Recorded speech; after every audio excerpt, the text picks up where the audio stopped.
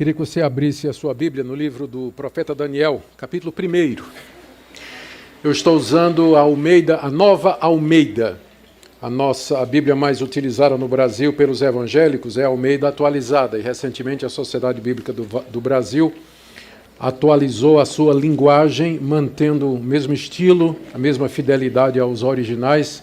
Eu creio que essa Nova Almeida ela deve se tornar em breve a Bíblia padrão da Igreja Evangélica Brasileira. Quero recomendar a todos vocês. Daniel, capítulo 1. Queria fazer a leitura com vocês, por gentileza acompanhem, ou na sua Bíblia, no seu celular, iPad, que você tiver aí. Ou tablet, né? Porque quem não tem iPad é tablet, né? Isso foi terrível, né? Preconceituoso. Vamos lá, gente. No ano 3º do reinado de Jeoaquim, rei de Judá, Nabucodonosor, rei da Babilônia, veio a Jerusalém e a sitiou. O Senhor entregou nas mãos dele Jeoaquim, rei de Judá, e alguns dos utensílios da casa de Deus. Nabucodonosor levou esses utensílios para a terra de Sinar, para o templo de seu Deus, e o pôs na casa do tesouro do seu Deus. O Deus de Nabucodonosor era Bel, que era a maior divindade da Babilônia, da Mesopotâmia, na verdade. Depois o rei ordenou a Aspenaz, se você está procurando nome para o seu filho, está aí a sugestão, chefe dos seus eunucos, que trouxesse alguns dos filhos de Israel, tanto da linhagem real como dos nobres, jovens sem nenhum defeito, de boa aparência, sábios, instruídos, versados no conhecimento, e que fossem competentes para servirem no palácio real, e que Aspenaz lhes ensinasse a cultura e a língua dos caldeus. O rei determinou que eles recebessem uma alimentação diária, tirada das finas iguarias da mesa real e do vinho que ele bebia. Os jovens deveriam ser educados ao longo de 3 anos, e, ao final desse período, passariam a servir o rei. Entre eles se achavam Daniel, Ananias, Misael e Azarias, que eram da tribo de Judá. O chefe dos eunucos lhes deu outros nomes, a saber, a Daniel, o de Beltesazar, a Ananias, o de Sadraque, a Misael, o de Mesaque, e a Azarias, o de Abednego. Daniel resolveu não se contaminar com as finas iguarias do rei, nem com o vinho que ele bebia. Por isso pediu ao chefe dos eunucos que lhe permitisse não se contaminar. E Deus concedeu a Daniel misericórdia e compreensão da parte do chefe dos eunucos. Porém, o chefe dos eunucos disse a Daniel: tenho medo do meu senhor, o rei, que determinou que vocês devem comer e beber. E se ele perceber que o rosto de vocês está mais abatido do que o rosto dos outros jovens da mesma idade, se isso viesse a acontecer, vocês poriam a minha cabeça em perigo diante do rei. Então Daniel foi falar com o cozinheiro-chefe, a quem o chefe dos eunucos havia encarregado de cuidar de Daniel, Ananias, Misael e Azarias. Daniel disse a ele: por favor, façam experiência com estes seus servos durante 10 dias. Dê-nos legumes para comer e água para beber. Depois compare a nossa aparência com a dos jovens que comem das finas iguarias do rei. Dependendo do que enxergar, o senhor decidirá o que fazer com estes seus servos. O cozinheiro-chefe concordou e fez a experiência durante 10 dias. No fim de 10 dias, a aparência dos 4 jovens era melhor e eles estavam mais robustos do que todos os jovens que comiam das finas iguarias do rei. Com isso, o cozinheiro-chefe tirou deles as finas iguarias e o vinho que deviam beber, e lhes dava legumes. Ora, a esses 4 jovens, Deus deu conhecimento e inteligência em toda cultura e sabedoria, mas a Daniel deu inteligência para interpretar todo tipo de visões e sonhos. Ao final do tempo determinado pelo rei para que os jovens fossem levados à sua presença, o chefe dos eunucos os levou à presença de Nabucodonosor. Então o rei falou com eles, e entre todos não foram achados outros como Daniel, Ananias, Misael e Azarias. Por isso passaram a servir o rei. Em toda a matéria de sabedoria e inteligência sobre que o rei lhes fez perguntas, os achou 10 vezes mais sábios do que todos os magos e encantadores que haviam em todo o seu reino. Daniel continuou ali até o 1º ano do reinado de Ciro. Queridos, uma das maiores necessidades que o povo de Deus enfrenta nesse mundo, ou tem nesse mundo, é manter viva fé, a esperança e o ânimo. Muitas coisas concorrem, muitas coisas acontecem para tirar de nós a fé, a esperança e o ânimo. Primeiro, a prosperidade dos ímpios. A gente olha ao redor e vê gente corrupta, gente violenta, sem princípios e prosperando, né? Apesar da Lava Jato, mas prosperando, indo bem. E a gente pergunta, onde está Deus, que não vê essas coisas? Onde está Deus, que diz que é um Deus justo, que ama a verdade? A gente vê que esses homens maus e outros, eles nem sempre são punidos, não são apanhados, e quando são, eles conseguem escapar. Onde está Deus, que disse que puniria os maus? E para complicar a situação, aqueles que temem a Deus, que amam a Deus, que querem seguir como discípulos de Jesus Cristo, não poucas vezes enfrentam muitos sofrimentos aqui nesse mundo. Doenças, dificuldade financeira, problemas de relacionamento e tantos outros desafios que nós, pastores, conhecemos quando nós tratamos do nosso rebanho. Gente que teme a Deus, que ama Jesus, que quer viver como servos de Deus, mas assim mesmo o sofrimento bate na porta, às vezes são vítimas de injustiça. Agora mesmo, enquanto eu estou falando, em algum lugar desse mundo, nossos irmãos em Cristo, muitos deles estão em prisões, estão sendo arrestados, tendo os bens arrestados pela polícia, e não poucos estão sendo mortos. E a gente olha para tudo isso e pergunta onde está Deus. E para agravar o quadro, Deus às vezes aparenta estar silencioso. A gente ora, a gente pede, a gente suplica e não vê nenhuma resposta. As nossas orações parecem não tocar os céus e Deus parece não agir. Tudo continua como era antes, um dia após o outro. As coisas continuam do mesmo jeito, apesar do clamor do povo de Deus, apesar da aflição do nosso coração. Como resultado, não são poucos os cristãos, os jovens particularmente, que se tornam céticos, cínicos, incrédulos, indiferentes, duvidosos, desanimados, frios na fé. E em vez de influenciar o mundo como deveriam, eles acabam sendo influenciados. O livro de Daniel foi escrito exatamente para trazer esperança, confiança e fé ao povo de Deus num dos momentos mais críticos que esse povo enfrentou. Se você me perguntasse qual é o tema do livro, eu diria que é a soberania absoluta de Deus sobre todas as nações, sobre todas as circunstâncias, sobre os indivíduos e, portanto, sobre a história. O tema do livro é que Deus está no controle, embora não pareça, embora nem sempre isso seja aparente para nós. O tema do livro é que Deus vai intervir no mundo no momento certo. E todas essas questões que eu citei no início, um dia elas terão a resposta. Deus vai trazer o seu reino em sua plenitude. Portanto, ainda que tudo pareça ruim ao nosso redor, vale a pena ser fiel durante os momentos de crise, em que nós nos sentimos pressionados, nós nos sentimos moldados pelo mundo sem Deus e pelo mundo que tem outros valores. Daniel escreveu esse livro quando ele estava preso na Babilônia, quando ele era cativo do rei Nabucodonosor. Quando ele escreveu esse livro, Jerusalém, sua cidade natal, estava destruída. Era a cidade de Deus. O templo de Deus, construído por Salomão, estava derrubado. Havia sido saqueado. Os utensílios da casa de Deus haviam sido levados por Nabucodonosor para a sua própria terra. O povo de Deus tinha sido levado em cativeiro, aqueles que escaparam da espada. E o ímpio rei da Babilônia estava triunfando. Nabucodonosor estava feliz. Ele achava que ele era o Deus desse mundo. Daniel escreveu então para os cativos da Babilônia. Esse livro foi endereçado aos judeus que escaparam da morte durante a invasão babilônica e que, prisioneiros na Babilônia, estavam desesperançados, questionando exatamente isso.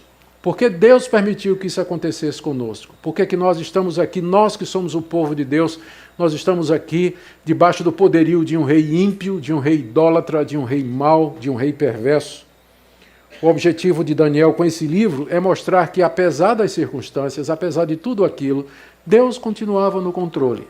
Ele era absolutamente soberano e, finalmente, ele haveria de triunfar e o seu reino haveria de ser implantado contra os reinos desse mundo. Daniel faz isso, o Daniel desenvolve esse tema do seu livro, contando 6 histórias que ele ou seus amigos enfrentaram enquanto estavam debaixo do reinado de Nabucodonosor, de Beltesazar e de Ciro. E ele mostra nessas histórias como Deus soberanamente interveio no momento certo, mesmo que seu povo estava lá cativo, e como Deus abençoou aqueles que foram fiéis no momento de crise. Depois o livro tem 4 visões que Deus deu a Daniel, com predições futuras, quando Deus então haveria de estabelecer o seu reino e reinar para todo o sempre. Esse livro é tão importante que ele é citado por Jesus, Daniel é citado por autores do Novo Testamento. Paulo, por exemplo, ecoa a mensagem de Daniel na segunda carta aos Tessalonicenses e, sem dúvida, o apóstolo João se baseou nas visões de Daniel para escrever o livro de Apocalipse. O tema do capítulo primeiro que eu li para vocês é de como Deus favoreceu Daniel e seus amigos, que tomaram o propósito de permanecer fiéis a Deus e não se deixar influenciar pela cultura dos caldeus. Eles queriam influenciar e não ser influenciados. E essa foi uma decisão que eles tomaram.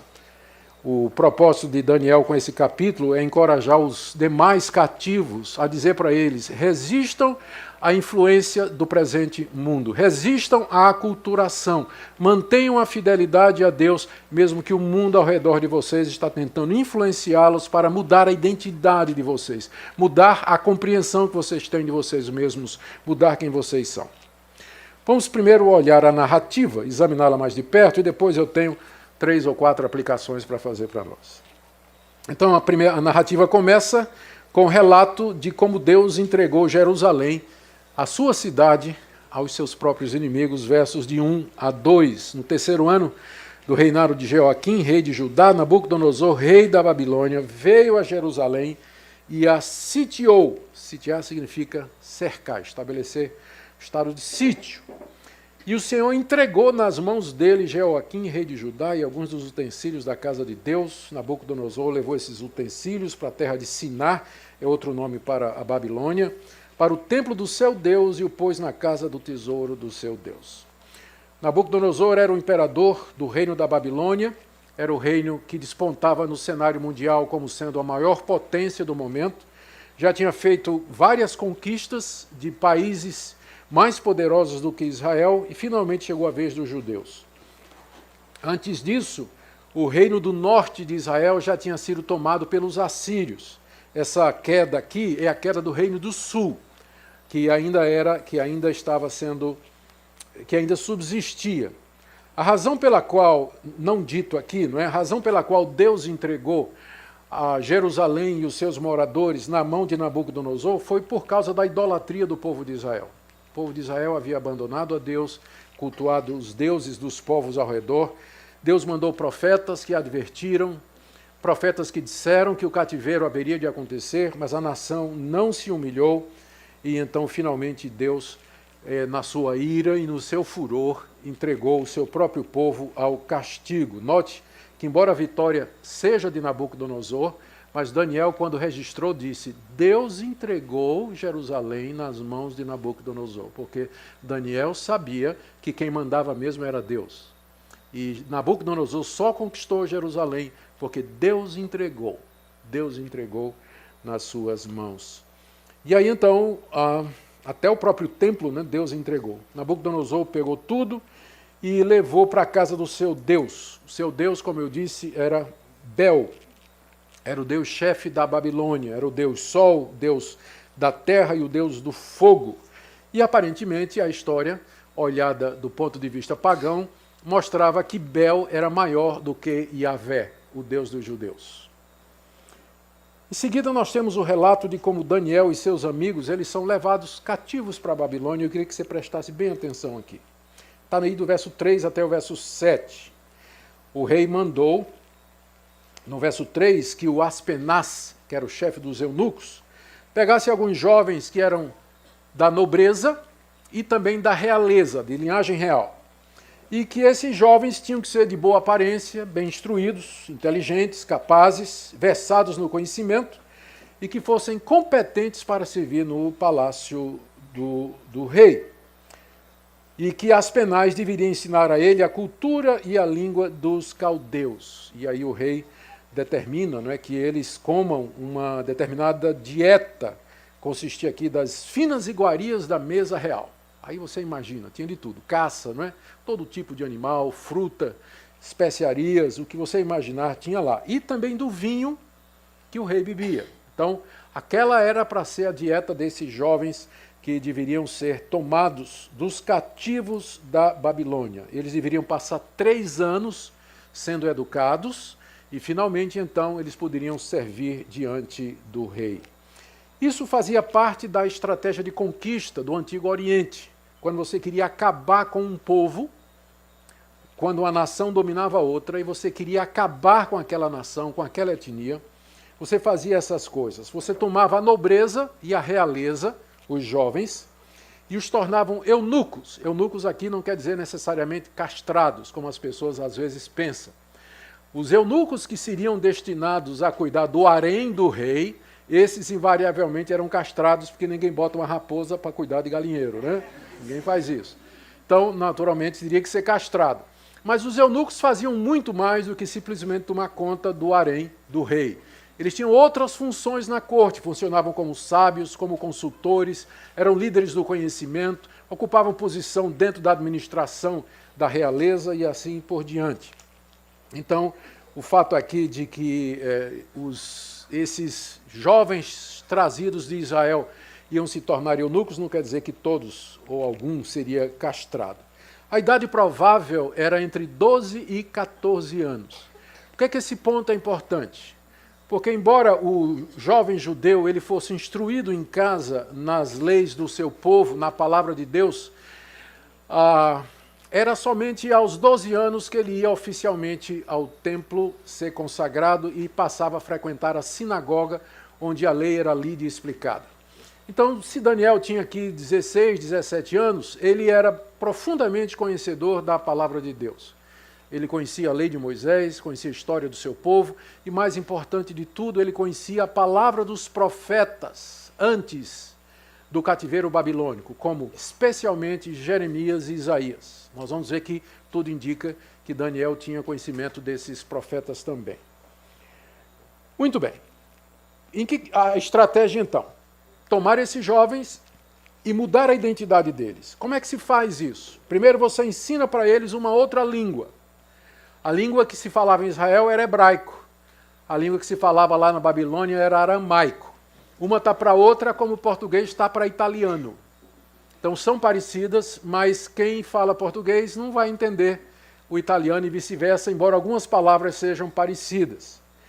Quando Israel voltou do cativeiro, 70 anos depois, os judeus tinham aprendido aramaico, que era a língua que Jesus falava. Jesus ministrou em aramaico, era a língua em Jerusalém durante o período apostólico. Era o aramaico, que era a língua que tinha sido aprendida no cativeiro. O hebraico ficou só nas sinagogas e no templo com os sacerdotes e rabinos, mas o povão falava realmente o aramaico que aprendeu lá. Então essa fazia parte da estratégia. Vamos ensinar uma outra língua, a língua dos conquistadores. É proibido falar na língua dos vencidos. Vocês não são mais povo, você não tem mais língua. Vocês vão agora falar nossa língua, nós que vencemos vocês. Vocês vão falar aramaico. Depois tinha que se mudar os costumes deles, a maneira como eles faziam as coisas. E especialmente a dieta, porque não tem nada que caracteriza mais um povo do que uma determinada forma de comer e a determinada alimentação. Né? Todo mundo sabe, por exemplo, que buchada, que é o melhor prato brasileiro, buchada de bode, é feita lá na minha Paraíba, lá em Recife, por aí, não é? Então é característico daquela região. E só quem é pernambucano, e nem todos, gostam. Né? Piqui. Piqui é daqui. Né? Eu aborreço piqui. Né? Aborreço. Então, mas tem gente que ama, entende? Então, a comida, né, ela determina muito o povo. Então, fazia parte da estratégia de exterminar aquela raça, mudar a comida deles. Vocês nunca mais vão comer aquelas comidas que vocês comiam na terra de vocês. Vão comer a comida dos vencedores. Comida dos vencedores. E vinha mais. Mudar o nome da pessoa. Você não vai mais se chamar fulano de tal. Você agora tem um novo nome. E mudar a religião da pessoa. Então, nome, comida, costumes, língua, que são marcadores, identificadores da nossa identidade, a estratégia era mudar tudo. Para que aqueles jovens que eram da realeza e da nobreza, e que seriam a futura geração, eles se tornariam caldeus. Eles se tornariam parte do povo de Nabucodonosor. Eles esqueceriam Israel, esqueceriam o seu Deus e tudo aquilo que eles tinham aprendido. E olha a mudança de nomes aqui. Ó. Daniel, diz aí o verso 7, foi chamado de Beltesazar. Beltesazar em aramaico significa Deus, Bel, proteja a sua vida. Bel, proteja a sua vida. Misael, o nome dele mudou para Mesaque. Quem é o que Acu é? Acu era outro deus da Babilônia. Azarias virou Abednego. Eu acho que dos quatro, quem levou mais a pior foi Azarias, porque Azarias já não é um nome bom. E o nome que deram para ele, Abednego, não dá certo isso aqui. Então, significa servo de Nebo. Servo de Nebo, que era outro deus babilônico. Ou seja, gente, aqui nós estamos diante de uma terrível ameaça contra a fé no Deus vivo e verdadeiro que aqueles jovens tinham, na qual eles foram instruídos lá na sua terra, lá em Jerusalém, pelos seus pais, na sinagoga e no templo. Ou seja, aqui eles estavam sendo vítimas daquela estratégia cujo objetivo era influenciá-los para que eles esquecessem a sua identidade, quem eles eram, a que povo pertencia, e para que eles se tornassem caldeus por dentro e por fora. Ou seja, a situação de Daniel e dos seus amigos em muito reflete, guardada as devidas proporções, a situação de vocês. Na universidade, no trabalho, no meio dos amigos, o que vocês veem nas mídias sociais, o que vocês veem na televisão, nos filmes que vocês assistem na grande tela, tudo, não pensem que essas coisas elas são neutras. Há uma ideologia por detrás, há um propósito por detrás, e o propósito é fazer você esquecer quem você é e amoldar você, influenciar você para que você seja mundano, para que você seja parte desse mundo, para que você viva como esse mundo. E eles têm toda uma estratégia para isso, e não é muito diferente dessa daqui não. Do verso 8 até 13, Daniel registra a decisão que ele tomou juntamente com seus amigos. Foi uma resolução, veja o que diz o verso 8. Daniel resolveu não se contaminar com as finas iguarias do rei e nem com o vinho que ele bebia. Ele resolveu não fazer isso. Ele não podia evitar ter que aprender aramaico, não tinha jeito, não é? Ele ia ter que aprender aramaico mesmo, até por uma questão de sobrevivência. Ele não podia evitar que trocassem o nome dele, mas tinha uma coisa que ele podia tentar fazer. Ele diz, eu não vou comer essa comida. E parece que Daniel fez isso exatamente pelo conhecimento que ele tinha da palavra de Deus. Na época de Daniel, no Antigo Testamento, a piedade pessoal, ou seja, o amor que o judeu tinha para com Deus, se manifestava através de 3 marcadores da identidade judaica, que era circuncisão, a guarda do calendário religioso, 3 festas, sábado, lua nova, e uma dieta que está prescrita lá no livro de Levítico. Aqui está uma lista. Lá em Levítico, Deus deu a Moisés uma lista dos alimentos que os judeus podiam comer, chamados de animais puros, e uma lista de alimentos que os judeus não podiam comer, que era a lista de animais impuros.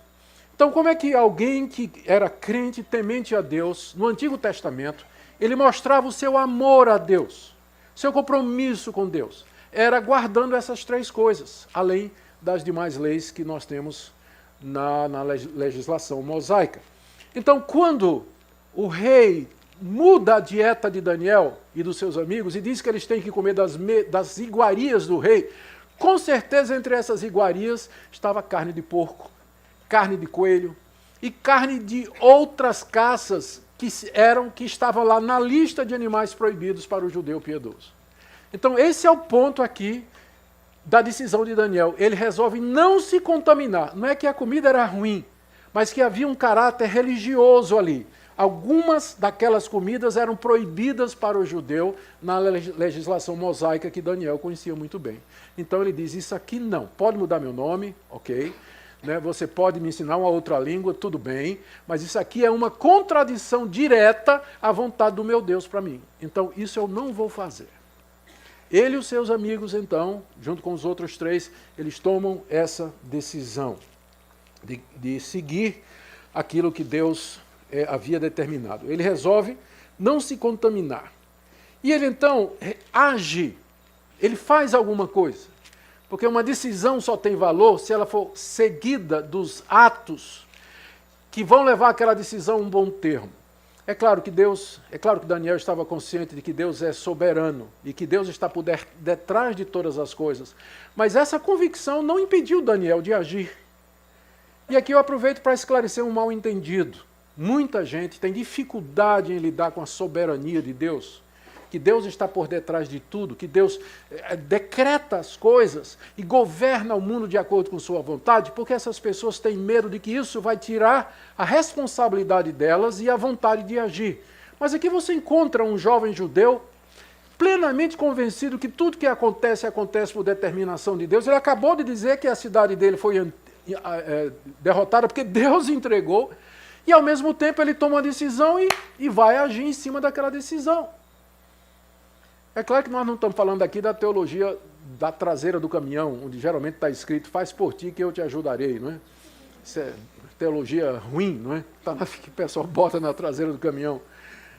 Mas que há uma concorrência entre a plena soberania de Deus e o domínio dele sobre todas as circunstâncias e a minha responsabilidade de fazer aquilo que eu já sei que é correto e tentar fazer aquilo que eu sei que pode levar efeito à vontade de Deus. Crer na soberania de Deus não impediu Daniel de agir. Ele tomou uma decisão, não vou me contaminar. Deus não quer que eu faça isso. E aí ele age. E o que é que ele faz? Primeiro ele falou lá com o chefe dos eunucos, com o nome engraçado, né, o Aspenaz. Ele chama Aspenaz e diz no verso 8, ele diz lá o verso 8, que ele pediu ao chefe dos eunucos que lhe permitisse não se contaminar.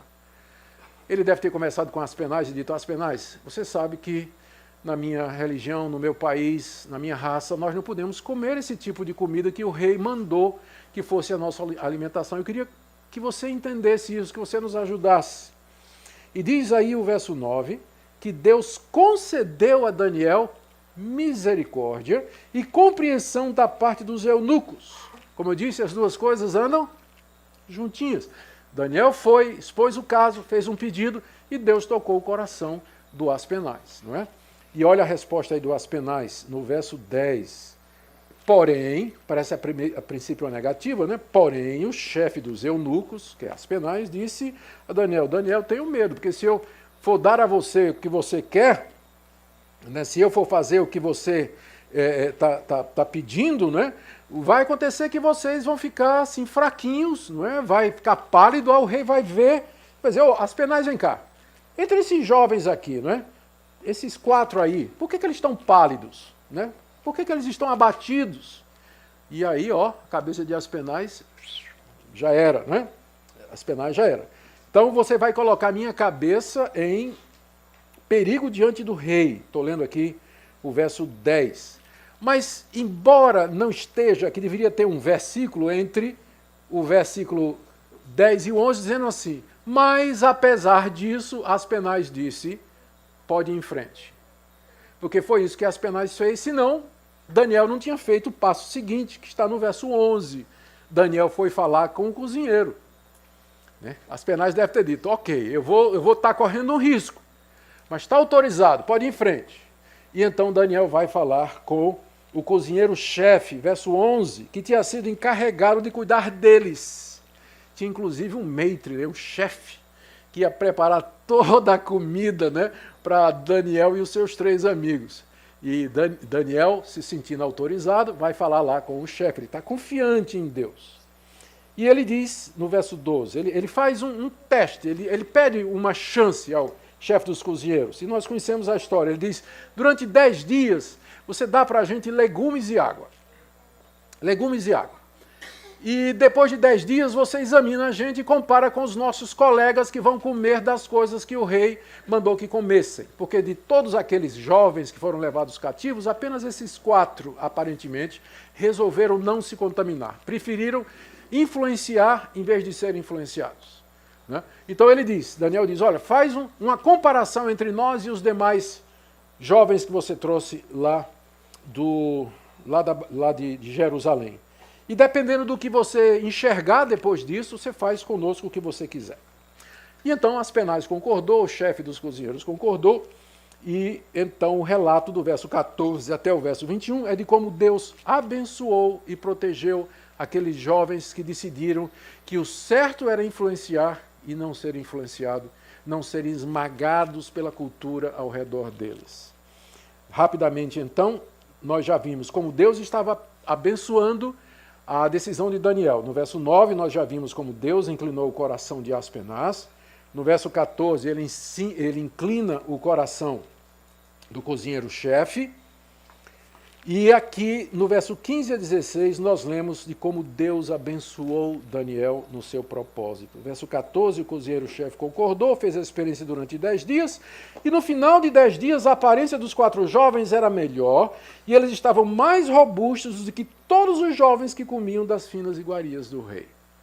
Então, quem disse que sua mãe estava errada quando ela mandava comer os vegetais? Né? Coma verdura, meu filho, né? Coma tomatinho, cenoura. Então, mamãe estava absolutamente correta. Né? Deu certo, funcionou. Funcionou. E com isso, diz aí o texto, no final do verso 14, que o cozinheiro-chefe viu que, na verdade, eles estavam mais coradinhos, mais robustos, mais dispostos. Né? Ele, então, tirou, por conta própria, tirou aquela parte da comida do rei, conforme o Daniel e os seus amigos queriam. Diz aí o verso 16, o cozinheiro-chefe tirou deles aquela porção que o rei havia mandado que fizesse. Mas não parou aí. O verso 17 fala de como Deus dotou aqueles jovens com dons extraordinários. A esses 4 jovens, Deus deu conhecimento, inteligência, em toda cultura e sabedoria. Deus os abençoou. E aqui não se trata de um processo natural. Aqui já indica uma ação sobrenatural de Deus. Deus os habilita e capacita extraordinariamente a entender, compreender, absorver, no sentido de não se moldar, mas compreender a cultura judaica, caldaica, e ser crítica dela. Mas a Daniel, final do verso 17, Deus deu inteligência para interpretar todo tipo de visões e sonhos. E nós não vamos ver o livro de Daniel todo, mas quem conhece o livro de Daniel vai ver que mais adiante Daniel vai ser um instrumento de Deus para interpretar sonhos e segredos e mistérios e revelá-los de como Deus haveria de agir na história da redenção. Inclusive esse padrão, mistério, revelação, que faz parte do ministério de Daniel, é o que mais tarde vai inspirar o ministério dos apóstolos. Vocês lembram que os apóstolos, quando escrevem, eles costumam dizer, eis que vos digo um mistério. Paulo faz isso pelo menos 4 vezes, eis que vos digo um mistério. Então, da mesma forma que Daniel era o intérprete dos mistérios e dos sonhos, no Novo Testamento, são os apóstolos que são os intérpretes dos mistérios de Deus e os registraram no Novo Testamento para nós, porque Deus não tem nenhum mistério a respeito da história da redenção que ele não tenha revelado através dos seus profetas e apóstolos. São mistérios já revelados, mas o protótipo é Daniel, dessa equação, mistério-revelação. Recebeu esse dom da parte de Deus. E não só isso.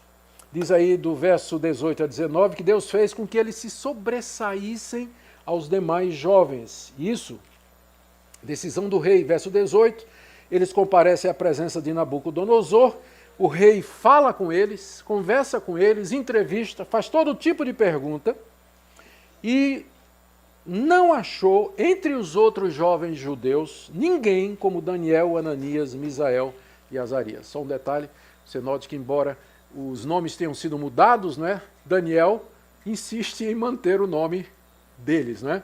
Ele está escrevendo para o povo dele. Então vocês podem me chamar do que quiser, mas eu me chamo do que eu quero.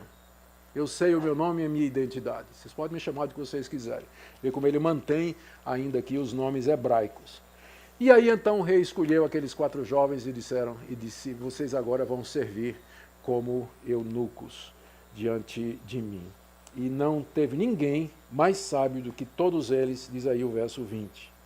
E verso 21 diz que Daniel continuou ali até o 1º ano do reinado de Ciro. Nós estamos falando aqui de pelo menos 50 e poucos anos, 60 anos. Daniel ficou. Ele acompanhou Nabucodonosor. Nabucodonosor morreu. O filho dele, o neto, ninguém tem certeza sobre isso, chamado Beltesazar, ocupou o trono. Daniel também serviu durante o tempo de Beltesazar. Depois veio Ciro e Daniel também serviu durante o período de Ciro. Ciro foi o governante que mandou Israel voltar para a Terra Prometida. 70 anos de cativeiro, Daniel serviu ali, influenciando sem ser influenciado. Só um detalhezinho, vocês todos conhecem a história dos reis magos que vieram do Oriente. Já leram? De onde é que vocês acham que eles vieram? E como é que vocês acham que eles sabiam do nascimento do Messias? Exatamente essa tradição que Daniel começou lá na Babilônia. E em vez de absorver a religião dos caldeus, ele plantou a semente do judaísmo, do messianismo, da chegada do Messias. E os caldeus, né, que são os sábios, eram as pessoas de inteligência, né, dos reis daquela época, eles preservaram aquilo que Daniel havia ensinado durante 60 anos, de maneira que quando a estrela apareceu, os sábios caldeus disseram, nós já vimos, isso é um déjà vu, alguém já ensinou alguém já falou de uma estrela no Oriente, diferente de tudo mais, que marcaria o nascimento do Messias. E aí eles vieram lá do Oriente a Belém, atrás, e perguntando, onde está o Messias? Onde está aquele que é nascido rei de Israel? De onde é que eles aprenderam isso? Eles vieram lá do coração da antiga Babilônia, lá da Pérsia, que era, a essa altura já estava debaixo do domínio dos romanos também. Muito bem, gente, que história, não é? Maravilhosa. Vamos ver se nós podemos tirar algumas lições para nós aqui, antes de nós encerrarmos. O que Daniel queria ensinar ao seu povo, a quem ele escreveu?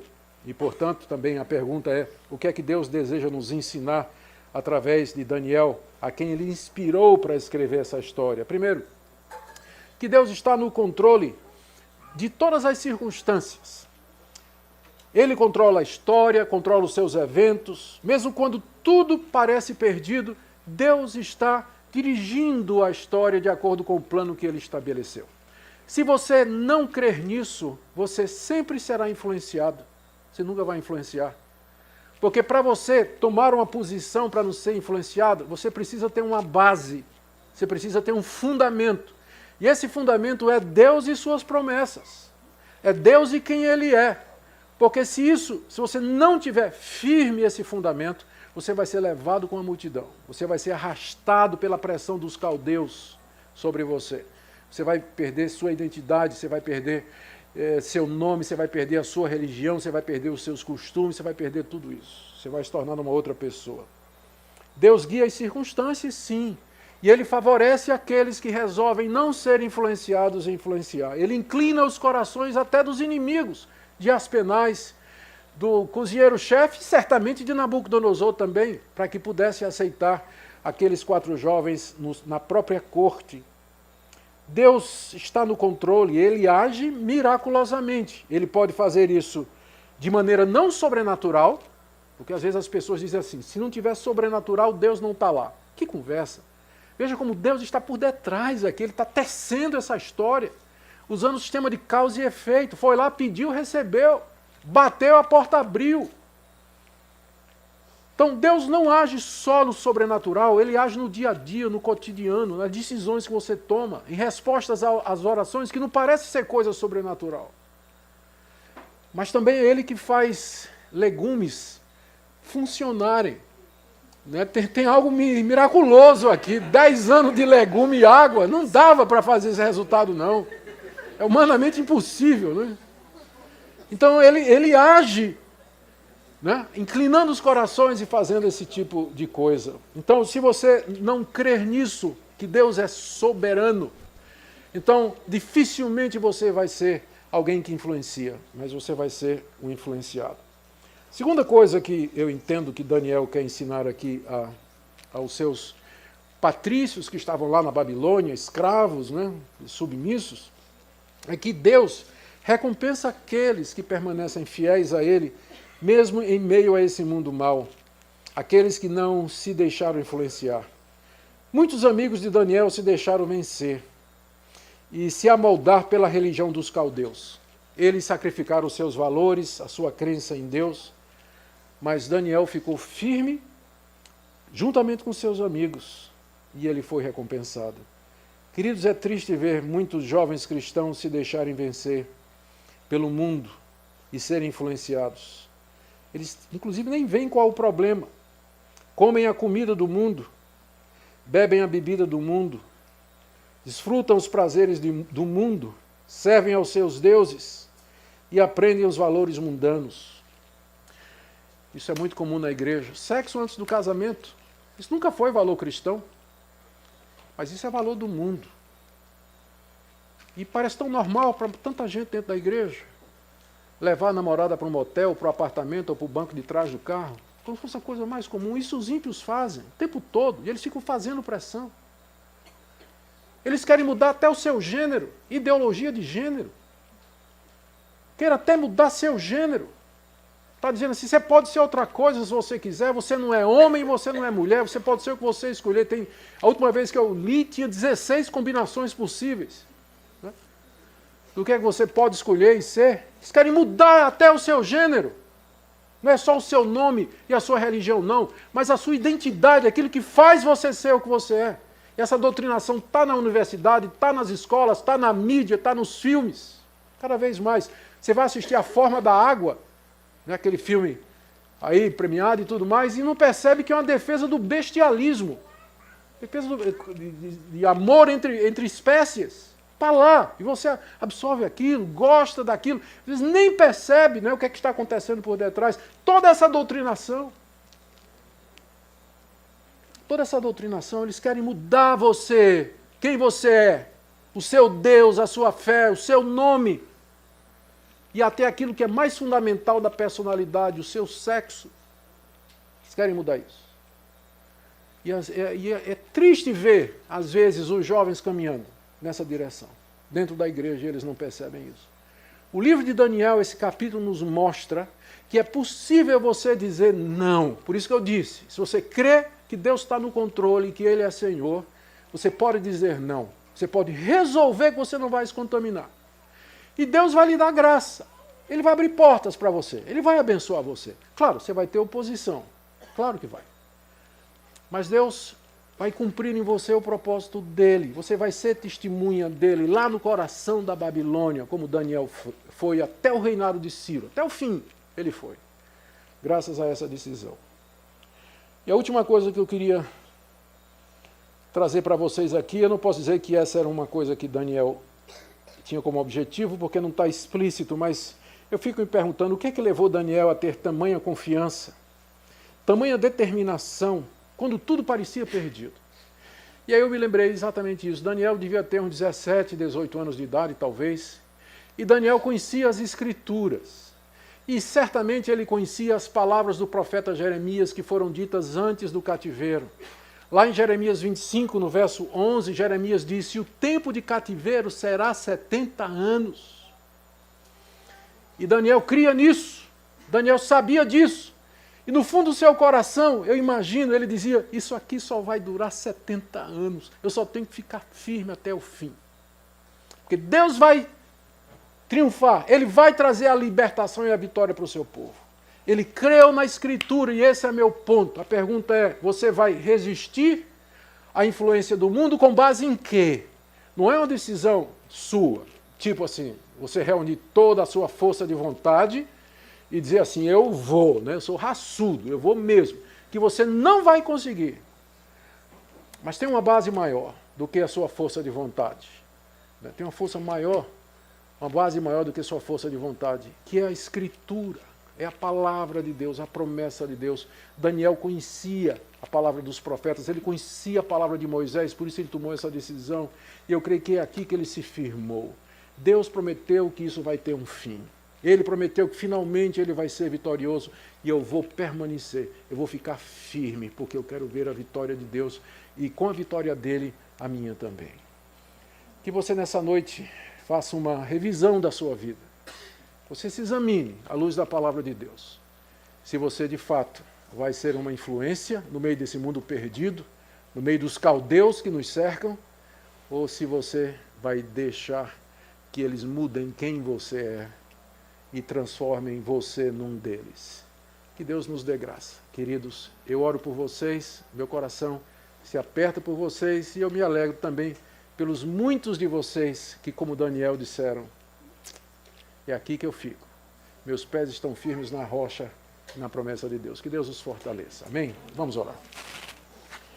Obrigado, Senhor, pelo exemplo do jovem Daniel, que não se deixou mudar pela cultura dos caldeus, porque estava firme, que sabia que Yahvé é maior do que Bel, e que nunca se curvaria diante de Bel, mas que te serviria até a morte. Te damos graças porque tu permaneces o mesmo. Te damos graças pelos muitos jovens que resolveram não se contaminar com as iguarias do rei. E nós oramos por aqueles que têm beliscado, aqueles que têm provado um pouquinho aqui e ali. E nós oramos também por aqueles que têm se empanturrado com as iguarias do rei. Oh, Deus, tenha misericórdia. Levanta jovens nessa geração que possam guiar a tua igreja, o teu povo, para aquilo que o Senhor já determinou, que é a vitória final da noiva, da esposa de Cristo, da igreja gloriosa, sem ruga e sem mácula.